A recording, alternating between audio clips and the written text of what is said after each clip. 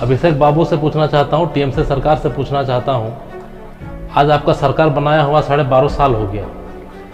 आपका नींद अभी खुला जब ट्रेड वर्स का जनता आपको बुरी तरह से नकार दिया। आज जो बीजेपी और एमएलए से और एमपी से सवाल कर रहे हैं, मैं उनसे पूछना चाहता हूँ, शामसिंह बगान गत 15-20 दिन से बंद है 1 तारीख से। हमें पूरा उम्मीद था माल बाजार से उनको कोई संदेश मिलेगा, शामसिंह की जनता को भी उम्मीद था, लेकिन एक भी लफ्ज़ उनके बारे में कुछ नहीं कहा। क्यों? वो बगान उनके मालिक, उनके टीएमसी के ही मालिक हैं, अभिषेक बाबू, जिसका उर्फ नेम बंगाल में कोयला चोर भाईपो के नाम से आजकल बंगाल की जनता जानने लगी है, जानती भी है। तो वो कल आके यहाँ पर दहाड़ रहा था जे मैं चाय बगान का पीएफ एवं गिरजुटी को लेके बीजेपी के एमएलए एवं एमपी के घर घेराव करूँगा। लेकिन उससे पहले ही ईडी और सीबीआई कोयला प्रचार के मामले में उनका घर घेराव करना शुरू कर दिया है। पहले तो इससे बचे, और जहाँ तक वो दिल्ली चलो का नारा दिया है, तो दिल्ली तो पहले से उनको ईडी और सीबीआई इंतजार करके बैठा हुआ है, लेकिन वहाँ जाने से डर रहा है। वो हाथ पैर पकड़ रहा था जो मुझे दिल्ली नहीं कलकत्ता में ही पूछा जाए। तो हम दिल्ली के लिए वेलकम करते हैं उसको, जल्द से जल्द यार सीबीआई ईडी को जवाब दे जो कोयला प्रचार का पैसा कहाँ जा रहा है। बीजेपी एमपी और बीजेपी एमएलए बाड़ी घेराव হবে আজকে এই মঞ্চ থেকে কথা দিয়ে যাচ্ছে থেকে ছিনিয়ে আনতে দিল্লি যাবে। কালকে বিজেপি এসে বলেছে না নবান্ন চলো, আজকে আমরা বলে যাচ্ছি দিল্লি চলো। কি যাবেন কি যাবেন না? নিজের অধিকার ছিনিয়ে আনতে যাবেন কি যাবেন না? যাবেন কি যাবেন না? আপনার মেহনতের টাকা, আপনার পরিশ্রমের টাকা, আপনার অধিকার এদের পকেটে ঢুকবে না, আপনার কাছে আসবে। 2 মাস সময় দেবেন, নভেম্বর আর ডিসেম্বর পিএফ অফিস ঘেরাও করবেন। বাগানের ম্যানেজমেন্টকে সুষ্ঠুভাবে, ভালোভাবে, বিনয়ীভাবে বলবেন। তারপর যদি না হয়, পুলিশ তো পুলিশের মতো ব্যবস্থা নেবেই। তারপর আপনারা পিএফ অফিস ঘেরাও করবেন। দরকার হলে যেখানে আধারের সংশোধন হয় সেই পোস্ট অফিসও ঘেরাও করতে হবে। এবং তারপর নভেম্বর ডিসেম্বর আন্দোলন করেও যদি সমাধান না হয়, 1 জানুয়ারি থেকে টানা 1 মাস बीजेपी एमपी और बीजेपी एमएलए बाड़ी घेराव হবে আজকে এই মঞ্চ থেকে কথা দিয়ে যাচ্ছে। बिल्कुल सही सवाल किया आपने, जो बीजेपी की उम्र में आक्रमण किया। बाकी इनके पास अब कुछ तो बचा नहीं है।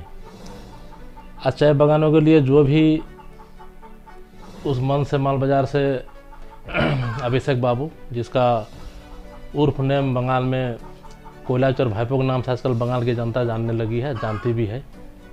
तो वो कल आके यहाँ पर दहाड़ रहा था जे मैं चाय बगान का पीएफ एवं गिरजुटी को लेके बीजेपी के एमएलए एवं एमपी के घर घेराव करूँगा।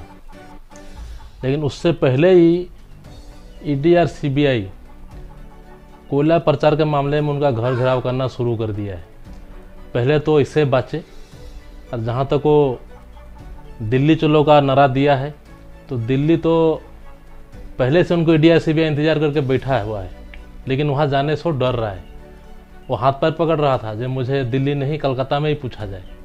तो हम दिल्ली के लिए वेलकम करते हैं उसको, जल्द से जल्द यार सीबीआई ईडी को जवाब दे जो कोयला प्रचार का पैसा कहाँ जा रहा है। दूसरा बात, गिरजुटी और पीएफ का सवाल है, तो मैं अभिषेक बाबू से पूछना चाहता हूँ, टीएमसी सरकार से पूछना चाहता हूँ, आज आपका सरकार बनाया हुआ 12.5 साल हो गया। आपका नींद अभी खुला जब ट्रेड वर्स का जनता आपको बुरी तरह से नकार दिया, तब आप जाके खुला जे बगान के लोगों को पीएफ और ये जमा नहीं हो रहा है।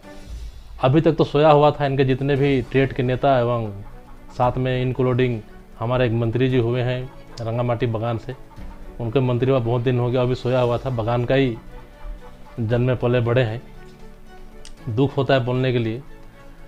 आज जो बीजेपी और एमएलए से और एमपी से सवाल कर रहे हैं, मैं उनसे पूछना चाहता हूँ, शामसिंह बगान गत 15-20 दिन से बंद है 1 तारीख से। जिस बगान को टीएमसी का नेता चला रहा था, पार्थो का भतीजा ना भेगना है परसंतो, उनका होटल भी कुछ चलसम पकड़ा गया है।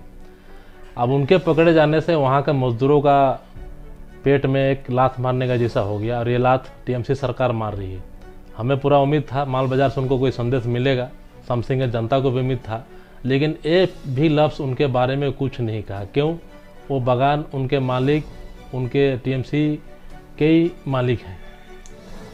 आज उनको ना बोनस है ना तलब है। पीएफ का तो बात छोड़िए, आगे उनका भविष्य क्या होगा उनके बारे में कोई सोचने वाला नहीं है। और पीएफ के बारे में अभिषेक बनर्जी ने कहा जे ये मोदी जानेगा, सेंट्रल गवर्नमेंट जानेगा। तो ये जो चाय बागान है हम लोग का पश्चिम बंगाल में, जब हिजरा बढ़ता है तो ममता दीदी बोलता है मैं बढ़ाया, जब बागान खुलता है तो बोलता है मैंने खोला, जब कुछ अच्छा काम होता था तो मैं किया। आज पीएफ ग्रेच्युटी जमा नहीं हो रहा था, बोला मोदी नहीं किया।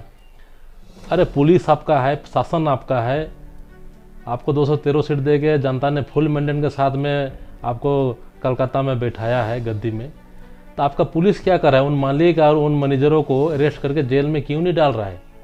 आप किसका इंतजार कर रहा है? ईडी का इंतजार कर रहा है क्या, या सीबीआई का इंतजार कर रहा है? आपका पुलिस, आपका सीआईडी कहाँ है?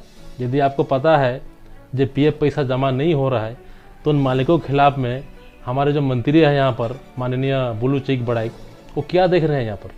वो भी तो आदिवासी हैं, आदिवासी बागान के ही हैं। यहाँ पर राजेश लकड़ा है, बहुत बड़ा नेता है, वो डिस्ट्रिक्ट के टी गार्डन के, वो इनके खिलाफ एक्शन क्यों नहीं ले रहे? अपने पुलिस से क्यों नहीं कर रहे हैं, अपने दलाल पुलिस से, जिनको अरेस्ट करा जालोर जेल में?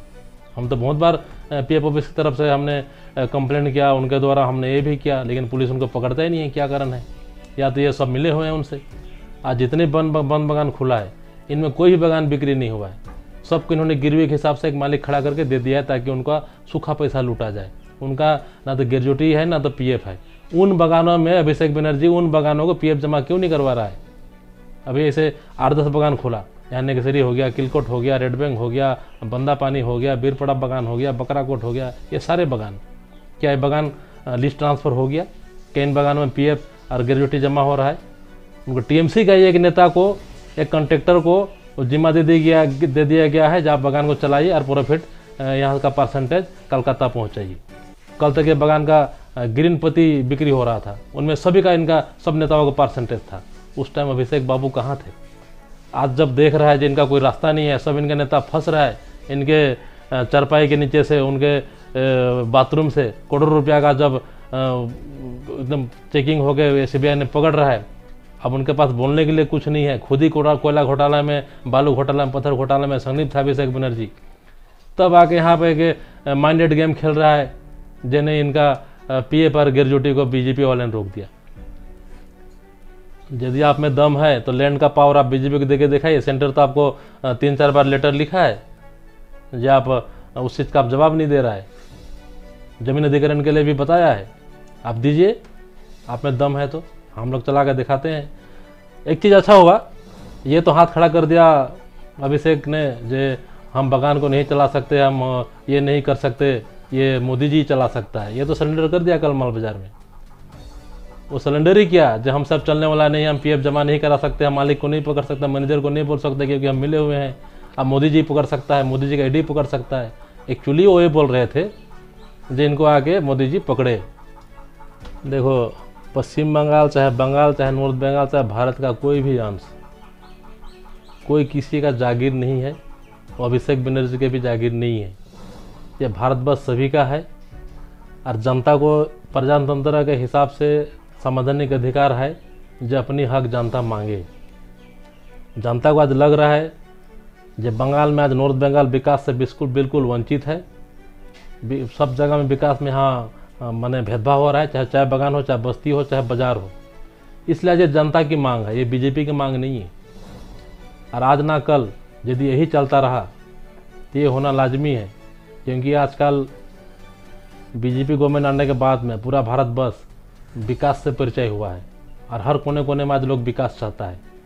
और ये लोग जो विकास कर रहा है वो आज जनता देख रहा है, तो स्वाभाविक है जनता मांग करेगी। और ये इसका कह देना जो मैं होने नहीं दूंगा, तो उसका ये बाप का जागीर नहीं है नॉर्थ बंगाल जी वो रोक दे।